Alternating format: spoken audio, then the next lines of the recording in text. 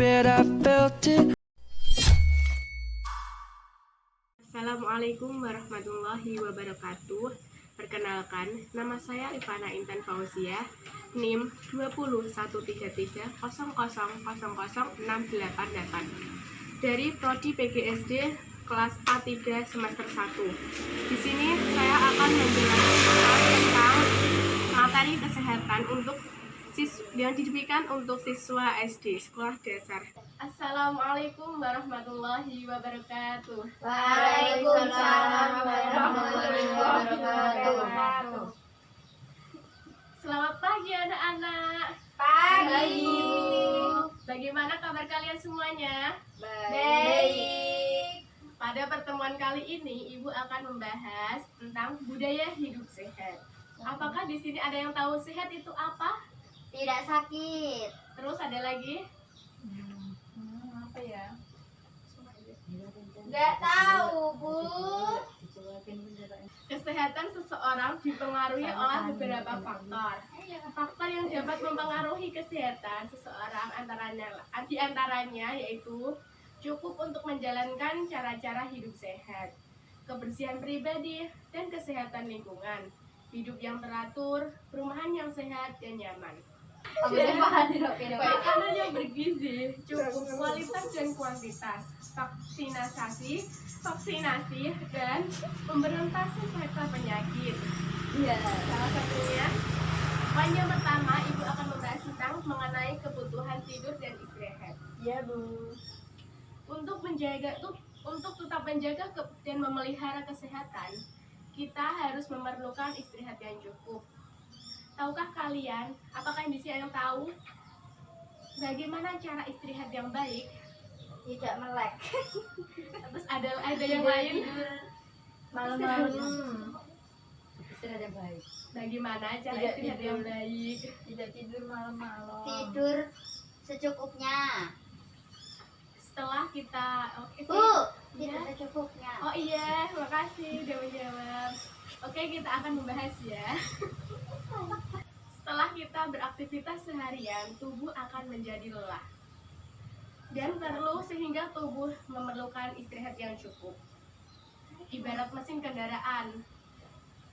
Jika kendaraan yang sudah dipakai memerlukan istirahat yang cukup untuk agar mesin tidak terasa panas dan tetap berfungsi dengan baik.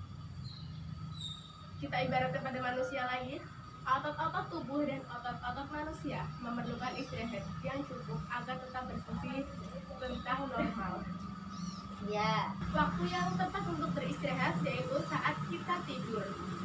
Tidur yang cukup akan menjaga kondisi tetap bugar dan sehat. Tidur merupakan istirahat yang paling baik. Ketika tidur, otot-otot tubuh akan beristirahat setelah seharian beraktivitas. Di sini Ibu tanya ya, kapan waktu yang tepat untuk beristirahat? Ada yang tahu? Malam hari. Ada yang lain? Siang hari. Bisa disimpulkan dari jawaban kalian, waktu yang tepat untuk beristirahat adalah dengan tidur yang baik. Tidur yang baik adalah tidak boleh tidur melebihi 8 jam. Bu, kalau tidurnya 9 jam kenapa ya, Bu? Sesuatu yang berlebih-lebihan itulah tidak baik untuk tubuh kita. Oh, Apabila aktivitas tidur yang dilakukan pada siang hari, tubuh menjadi tidak normal atau belum tidak secukupnya untuk beristirahat. Yang penting tubuh tetap terjaga kebugaran. Dengan menjaga daya tahan tubuh, maka tubuh tidak akan mudah terserang penyakit. Jadi, tidur dan istirahat secukupnya agar tubuh tetap menjaga kesehatan. oh gitu ya, Bu. Iya. Poin yang kedua, kita akan membahas tentang menjaga kebersihan pakaian. Apa yang kalian tahu tentang kebersihan? Tidak kotor. Tina, jangan tidur ya, Tin. Ada Kotor, Tina. Bu.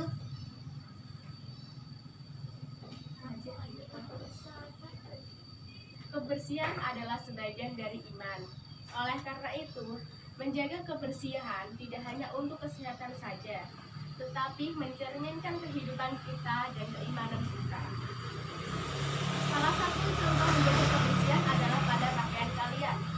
Pakaian adalah kebutuhan yang dasar bagi manusia. Sejak kita dilahirkan, pakaian sudah digunakan pada tubuh kita. Tahukah kalian semua apa fungsi dari pakaian? Ada yang tahu? Untuk menutupi pakaian, menutupi baju, menutupi tubuh. Ya, betul sekali. Fungsi dari pakaian yaitu menjaga dan melindungi tubuh dari berbagai cuaca seperti panas, hujan, dan dingin. Yang kedua, menjaga kehormatan dan kesopanan diri kita di hadapan orang lain. Yang ketiga, menambah keindahan pada tubuh kita. Fungsi pakaian tidak hanya untuk menutupi tubuh kita saja, tetapi juga untuk menjaga kesehatan. Pakaian yang dikenakan dalam kehidupan sehari-hari terdiri dari beberapa macam. Contohnya, kita saat berolahraga, kita memakai pakaian olahraga, dan jika kita saat melaksanakan upacara, kita memakai seragam yang bersih. Tidak boleh disamakan saat kita olahraga maupun saat kita upacara. Selain itu juga, contohnya saat hujan kita memerlukan jas hujan untuk melindungi tubuh kita dari hujan agar tidak sakit. Memakai pakaian yang bersih dan rapi akan lebih nyaman daripada menggunakan pakaian yang kotor dan busuk. Pakaian yang bersih akan terjaga dari kuman-kuman penyakit. Begitu juga pakaian yang sudah rapi akan tampak lebih indah dan menarik. Agar pakaian itu tetap bersih dan rapi, maka ada beberapa langkah yang harus kita lakukan, yaitu langkah-langkahnya sebagai berikut. 1. Cuci pakaian yang sudah dipakai dengan menggunakan sabun cuci atau sabun bubuk deterjen. Yang kedua, bilas menggunakan air yang bersih.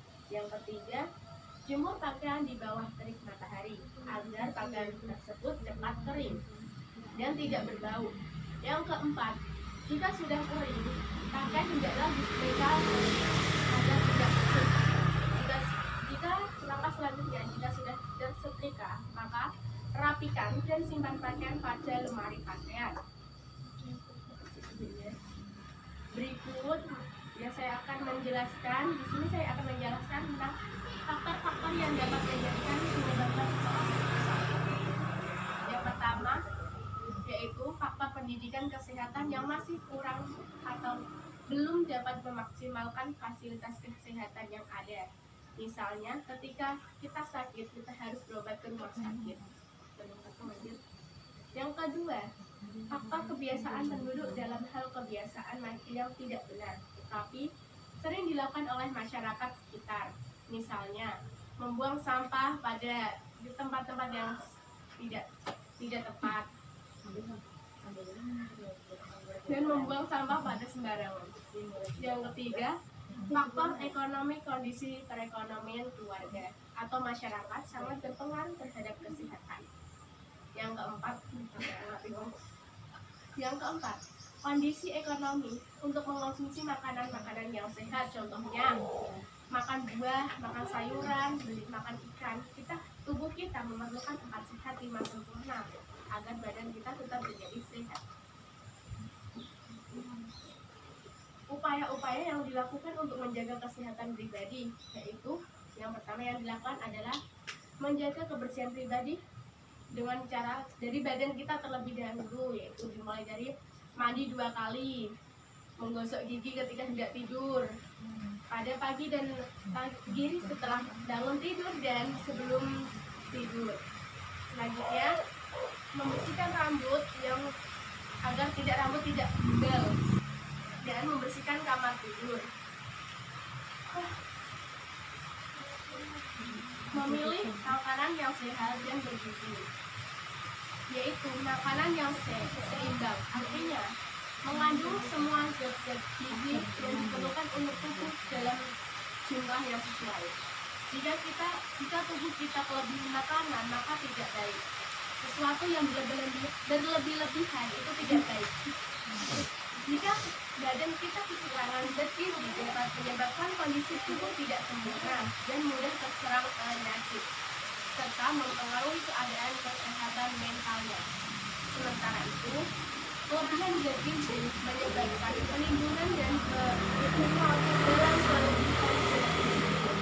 penimbunan dalam jaringan tubuh. Pada kondisi ini tentu menyebabkan proses metabolisme di dalam tubuh terganggu. Selanjutnya yaitu dengan olahraga yang teratur dan benar. Olahraga yang diperlukan dari tubuh kita yaitu untuk menjaga kesehatan dan stamina tubuh. Selain itu, untuk menurunkan tekanan darah, menurunkan berat badan, mendatangkan darah hidup, menurunkan kadar lemak dan kolesterol, mengurangi resiko gangguan pada jantung dan pembuluh darah, serta tulang-tulang, kesenian dan otot menjadi kuat. Olahraga yang sering kita lakukan adalah jalan, berlari, melompat, dan lain-lain. Kesehatan lingkungan dapat dikatakan sehat secara sempurna bila sehat secara jasmani, sehat mentalnya, dan sehat pula lingkungan sosialnya. Kesehatan lingkungan adalah hubungan timbal balik antara manusia dengan lingkungan yang akibat atau mempengaruhi derajat kesehatan manusia. Ilmu kesehatan meliputi sanitasi dan higiene. Selanjutnya, kita akan membahas tentang pencemaran terhadap lingkungan. Pencemaran terhadap lingkungan sangat berbahaya bagi kesehatan karena akan menimbulkan berbagai penyakit. Termasuk salah satunya yang mudah terserang penyakit yaitu pada daerah industri dengan daerah padat pemukiman. Sehingga penduduk harus mempunyai jarak yang aman dari daerah industri tersebut karena limbah-limbah dari industri sangat berbahaya bagi kesehatan kita. Yang kedua, setiap pabrik harus mempunyai penyaring udara untuk menghindari polusi udara. Yang ketiga, setiap pabrik harus mempunyai bak penampung limbah cair dan sekaligus mampu mengadakan daur ulang terhadap zat limbah tersebut. Yang keempat, mengolah air buangan atau limbah industri baik secara biologis maupun non biologis, misalnya dengan filtrasi dan sedimentasi.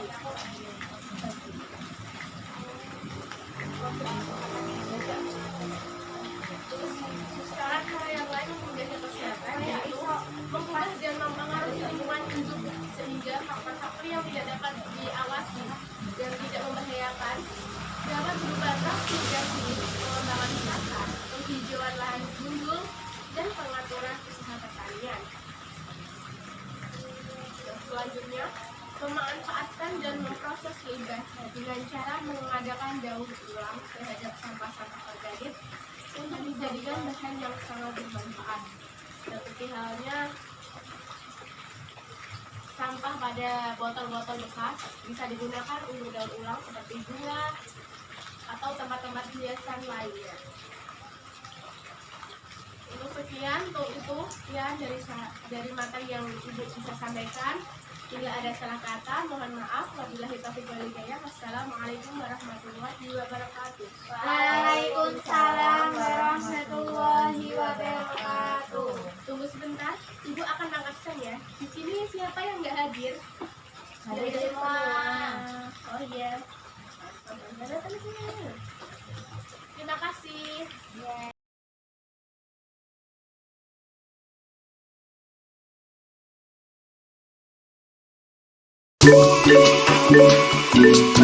Yeah.